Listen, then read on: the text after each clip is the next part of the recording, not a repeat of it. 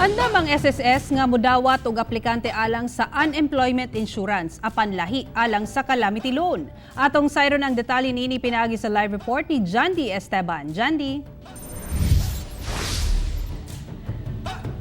Sara, giklaro sa SSS nga wala pa sila nagtanyag og calamity loan. Samtang alang ato sa ilang mga miyembro nga nawad-an og trabaho, pwede silang mo-avail sa ilahang insurance or unemployment insurance. Human makabalita nga dunay gitanyag nga calamity loan ang Social Security System, miadto dayon sa buhatan sa Bahada Davao City si Jormar aron mo avail unta niini. Buot niyang mag-loan, gumikan wala na siya'y kakuhaan o panggasto alang sa pangkonsumo sa iyang pamilya kay magtulo ka bulan nang nahunong ang iyang trabaho sa construction tungod sa lockdown. Usa kada kung tabang kung maka-avail na gyud ka atong 20,000 Dagko po ito, ma'am. Dagko kayo to. para sa asa. Para, Asa gamiton para sa pamilya po ito, ma'am.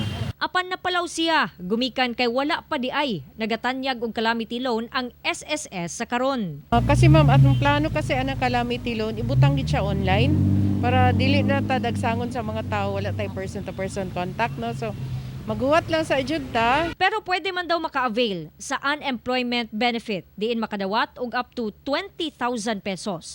Pero ang kwalipikado, mao kadtong nawad-an og trabaho kay giretrench o nagsarado ang gitrabaho ang kumpanya kay naapektuhan sa lockdown. Dapat doon na lang ang empleyado 36 months contribution. Ang 12 months dapat na sa 18-month period prior sa month sa pagkatanggal sa trabaho.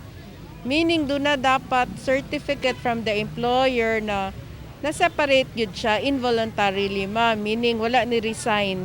Dapat wala ni-resign. Na-retrench or nanirag yun ang iyahang kumpanya tungod sa COVID niya. Wala na naka-recover. Samtang sa Cagayan de Oro City, abli na sab mudawat og mga aplikante ang SSS alang sa mga trabahante nga nawad-an og trabaho tungod sa hulga sa COVID-19. Subay gihapon sa unemployment insurance nga gitanyag nila alang sa mga premium members nga adunay 36 months minimum of contribution. Walay labot ang no work no pay nga trabahante. Ang benepisyo nga ila makuha ani magsumikad kini sa ilahang monthly salary credit, ang ilahang declared earning diin gibasihan sa ilang pagbayad sa ilang contributions. 50% niya na mo atong ihatag na tagbulan, pero taman lang sa duha ka bulan.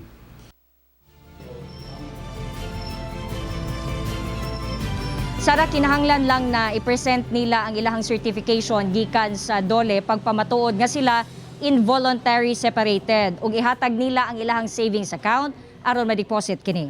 Sara. Okay, daghang salamat, Jandy Esteban.